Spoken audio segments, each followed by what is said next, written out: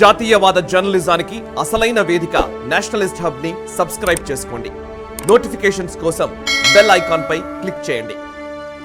కానీ మీ లైఫ్ నేను first time విన్నప్పుడు నేషనలిస్ట్ హబ్ స్టూడియోలో మీ ఇంటర్వ్యూ అయిన తర్వాత మీరు వచ్చి కూర్చొని మాట్లాడినప్పుడు I think many in the audience కూడా వాళ్ళకు కూడా దీని గురించి తెలియదు. కానీ మీరు మీ జర్నీ ఎక్కడ మొదలైందని చెప్పండి, ఎట్లా మొదలైంది చెప్పండి. అంటే జర్నీ ఇప్పుడు అన్నగారు చెప్పినట్లు మాకు ఒక ఆదర్శవంతమైన నాయకత్వము, అంటే ఫ్రీడమ్ ఫైటర్స్ ఫ్యామిలీస్, అంటే మేము చదువుకున్న తర్వాత చదివింది. అంటే దాని అర్థమైందంటే మొదటి తరం అది చదివింది అంటే అర్థం చేసుకోండి. మేము ఎంత వెనుకబడ్డ ప్రాంతం, ఏ మారుమూల పల్లెల్లో వీధి దీపాలు కూడా లేని పల్లెలలో పుట్టినాం. మా ముత్తాతలు వ్యవసాయదారులే, మా తాతలు వ్యవసాయదారులే, మా తండ్రులు వ్యవసాయదారులే. వాళ్ళకు మట్టి వాసన,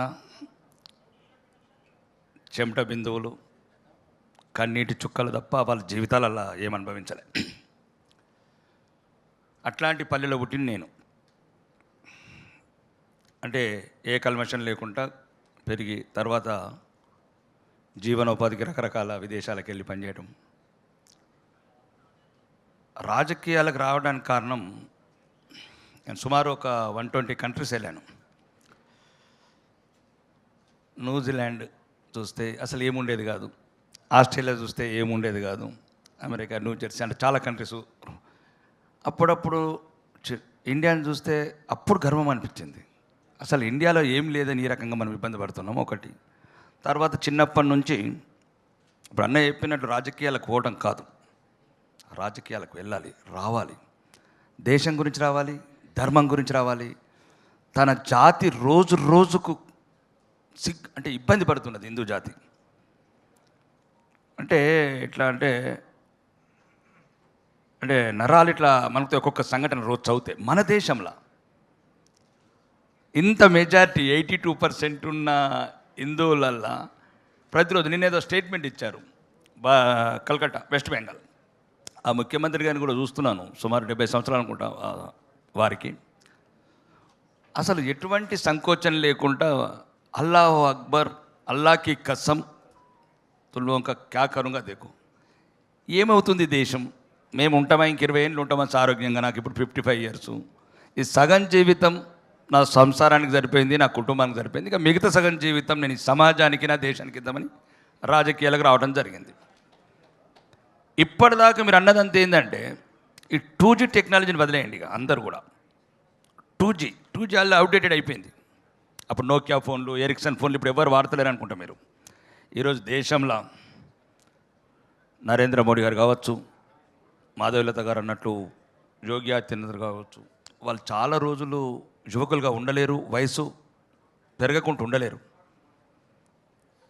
ఈరోజు దేశం మొత్తం ప్రమాదంలో ఉంది. హిందూ మతం ప్రత్యేకంగా దానికి ప్రథమ శత్రువు కాంగ్రెస్. 1947 ఆగస్టు 14 నాడు మొదలైన మన శని అంటే దేశం పంచేటి కూడా చూడండి మీరు. ఒకవేళ దయచేసి అందరూ మేధావులు చదువుకునే వాళ్ళన్నారు, ప్రపంచంలో ఎక్కడ కూడా ఈ రకంగా పంచలే దేశం. మనం ఈ రకంగా ఉంటే లెఫ్ట్ సైడ్ పాకిస్తాను, అప్పుడు మళ్ళీ తర్వాత బంగ్లాదేశ్, రైట్ సైడ్ ఆ దేశం, తర్వాత మళ్ళీ మన 7 రాష్ట్రాలు ఉంటాయి. అంటే పంచటం కూడా ఈ హిందూ జాతి, ఈ భారతదేశం ఎప్పటికీ మనశ్శాంతి ఉండకూడదనేది సిద్ధాంతం.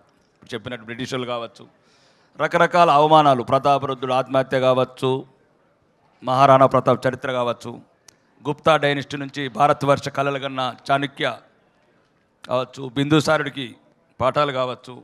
ఎలా అయితే ఈ దేశం ఇంత గర్వంగా ఉండేనో, ఒక చిన్న మిస్టేక్ వల్ల పృథ్వీరాజ్ చౌహాన్ గారు, అంటే హిందువులకు ఉన్న మంచితనం, దాన్ని ఇప్పుడు ప్రజాస్వామ్యంలో కన్వర్ట్ చేసుకోవాలి. ఆ మంచితనం ఆ రోజు ఎక్కడికి అయింది?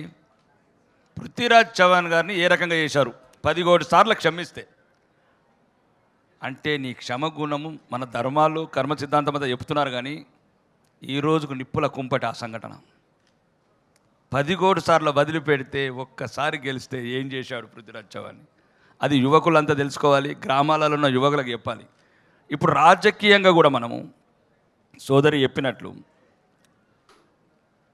82% ఉన్న మనకు 8 సీట్లు, 15% ఉన్న వాళ్ళకి 7 సీట్లు. Power is important. రాజకీయ అధికారమే అన్నిటికీ సమాధానం చెప్తుంది. ఈరోజు మీరు చెప్పిన అయోధ్య రామ మందిరం కావచ్చు, ఆర్టికల్ 370 కావచ్చు, బాంబులు లేని భారతదేశం కావచ్చు, విదేశాలకు వెళ్తే అబుదాబిలో నిన్నే ప్రారంభించబడిన గుళ్ళు కావచ్చు, దుబాయ్లో శివాలయాలు కావచ్చు, న్యూజెర్సీలో స్వామినారాయణ టెంపుల్ కావచ్చు, ఇవన్నీ పవర్తోనే అవుతాయి. మీరు ముఖ్యంగా దయచేసి ఈ మనం మేధావులు ఈ చర్చలు ఇంకా వేరే సెపరేట్గా పెట్టండి, కానీ యుద్ధ నీతి మాత్రం బోధించండి హిందువులు బతకాలంటే దేశంలో.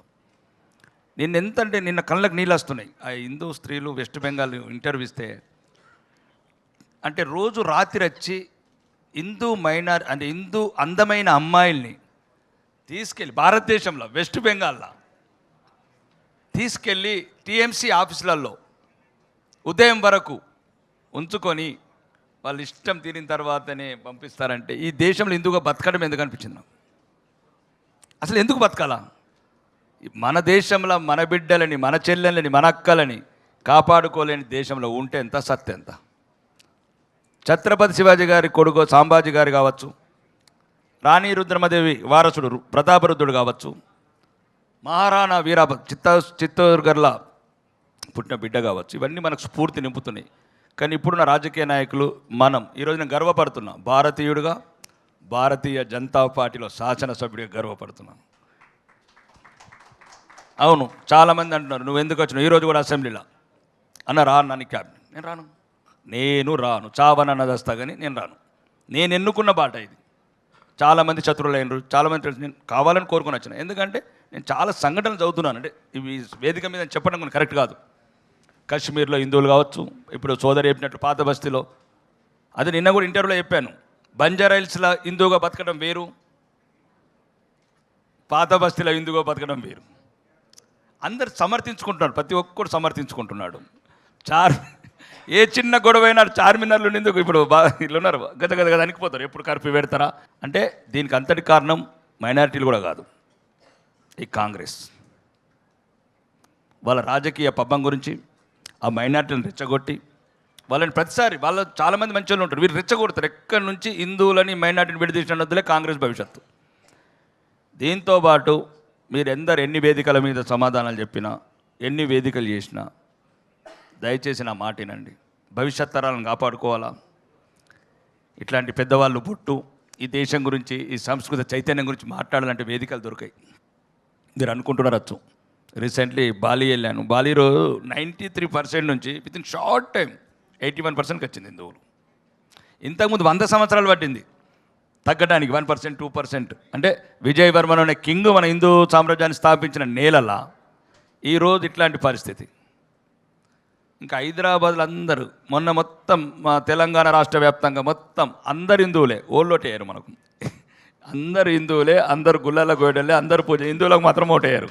ఈ వీడియో మీకు నచ్చినట్టయితే లైక్ చేయండి, 10 మందికి షేర్ చేయండి. అలాగే కామెంట్ల రూపంలో మీ అభిప్రాయాలను మాతో పంచుకోండి. Nationalist hub group of channels ను సబ్స్క్రైబ్ చేసుకుని తెలుగునాట జాతీయవాద జర్నలిజాన్ని ప్రోత్సహించండి. ఈ వీడియో కింద ఉన్న బెల్ ఐకాన్ పై క్లిక్ చేయడం మర్చిపోవద్దు.